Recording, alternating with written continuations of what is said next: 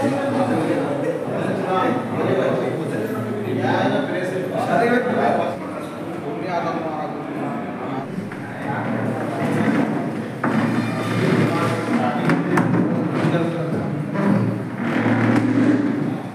पूर्ण मराठवाड्यासाठी 4 ऑक्टोबर 2025ला सकाळी 10 ते संध्याकाळी 5 वाजेपर्यंत MIT कॉलेज बीड बायपास या ठिकाणी एक जॉब फेअर मेळा आयोजित करण्यात आलेला आहे। सर्व सुशिक्षित बेरोजगार तरुण आणि तरुणींना मी या मीडियाच्या माध्यमातून आवाहन करतो की याचा जास्तीत जास्त फायदा घेऊन जास्तीत जास्त रोजगार मिळवण्याचा प्रयत्न करावा। किती कंपन्यांचा सहभाग असणार? आमच्याकडे आता 100+ कंपनी या मेळाव्यामध्ये येणार आहेत। सर, इंडलेस तुमच्या याची फॉर्म कधी स्थापना झाली आणि आतापर्यंत कोणत्या सेक्टरमध्ये काम केलं आहे तुम्ही? एंडलेस हेल्पिंग फाउंडेशनची स्थापना ही मार्च महिन्यामध्ये झालेली आहे आणि सर्वात जास्त आतापर्यंत आमचं शिक्षण आणि आरोग्य या 2 सेक्टरवर जास्तीत जास्त काम झालेलं आहे। तिसरा सेक्टर आमचा रोजगारचा आहे। तर ह्या 4 तारखेला येणाऱ्या 4 ऑक्टोबरला याच्यामधून 2,500 बेरोजगार तरुणांना जॉब देण्याचा आमचा प्रयत्न आहे। याच्यापूर्वी केव्हा जॉब फेअर झालं होतं तुमचं आणि त्याच्यातून किती मुलांना रोजगारांना? एंडलेस हेल्पिंग फाउंडेशनचा हा पहिलाच रोजगार मेळावा आहे। आतापर्यंत किती नोंदणी झाली? आतापर्यंत आमच्याकडे 1200 ते 1500 नोंदणी झालेली आहे।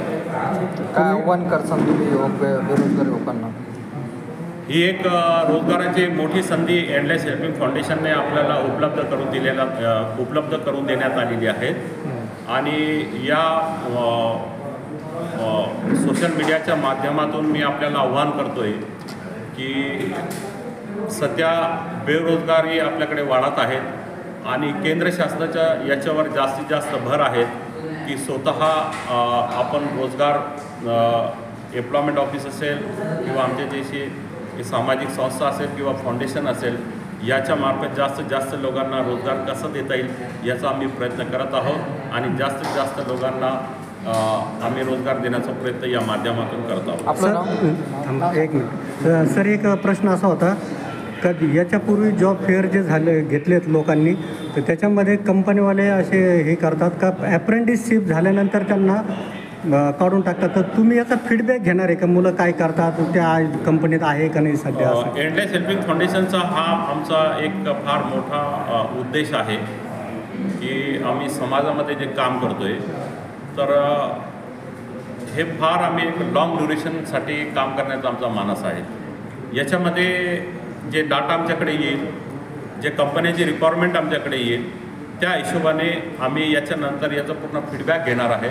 आम्ही स्वतः त्या कंपनीला कॉन्टॅक्ट करणार आहे आणि परत जे जॉब फेअरला चुकून एखादा उमेदवार येऊ शकला नाही, त्यांनी जर आमच्या एंडलेस हेल्पिंग फाउंडेशनला ॲप्लिकेशन केलं किंवा अर्ज केला, अशा वेळेस त्या सर्व कंपन्यांचा डाटा आमच्याकडे असेल। आम्ही त्या कंपनीला कॉन्टॅक्ट करून त्या मुलाला त्या ठिकाणी रोजगार देण्याचा निश्चित प्रयत्न करू। आपलं नाव?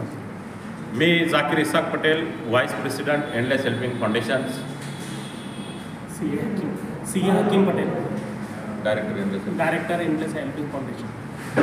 Patel, director endless.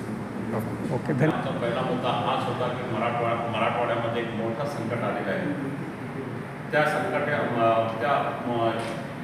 विषयावर काल आमचं बोलणं झालं आहे। या 4 ऑक्टोबरच्या कार्यक्रमानंतर आम्ही शेतकऱ्यासाठी बाहेर पडणार आहे आणि त्यांना एंडलेस हेल्पिंग फाउंडेशनकडून जास्तीत जास्त कशी मदत करता येईल त्याबद्दल आम्ही त्यांना सहकार्य सर सर्वे वगैरे केला ना तुम्ही? एवढी परिस्थिती आम्ही स्वतः मेंबर जाणार आहे, आम्ही स्वतः जाऊन मदत करणार आहे।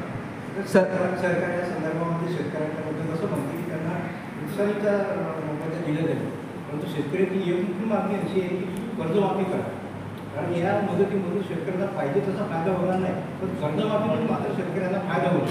हा जो विषय आहे आमच्या एंडलेस हेल्पिंग फाउंडेशनचा बाहेरचा विषय असल्यामुळे या विषयावर मी काय करू शकतो सर